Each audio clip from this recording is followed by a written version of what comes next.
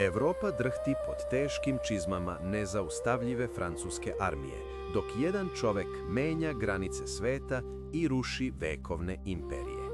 Napoleon Bonaparte, francuski car i apsolutni vojni genije, nalazi se na samom vrhuncu svoje slave, obožavan od strane svojih vojnika i strahopoštovan od neprijatelja.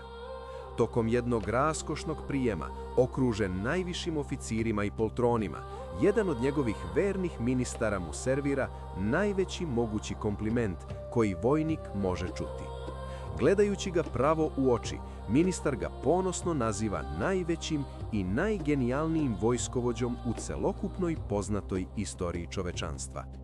Umjesto da gordo i prepotentno prihvati ovu neverovatnu titulu, Napoleon hladnokrvno zaustavlja svog sagovornika i izgovara reči koje su momentalno šokirale dvor. Nisam ja najveći vojskovođa, već jedan običan seljak sa dalekog Balkana, odjeknulo je mermernom dvoranom, ostavljajući sve prisutne u apsolutnoj neverici.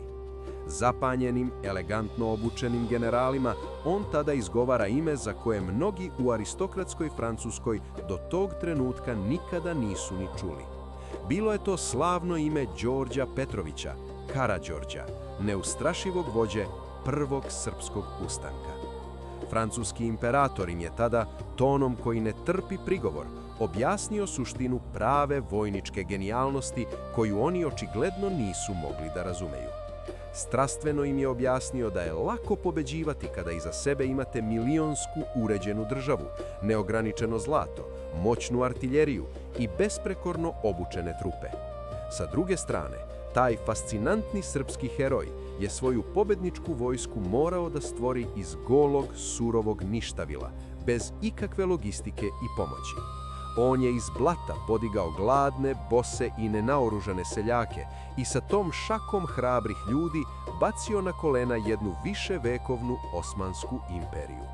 Dok je Napoleon nasledio već formiranu i snažnu državu, Karađorđe ju je svojim sopstvenim krvavim rukama i nadljudskim naporom iskovao iz čistog pepela.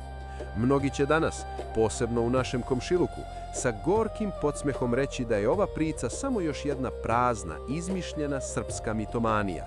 Međutim, ovaj istorijski događaj nije nikakva ulepšana kafanska bajka, već istina koja je strogo zabeležena u zvaničnim pismima i francuskim arhivama.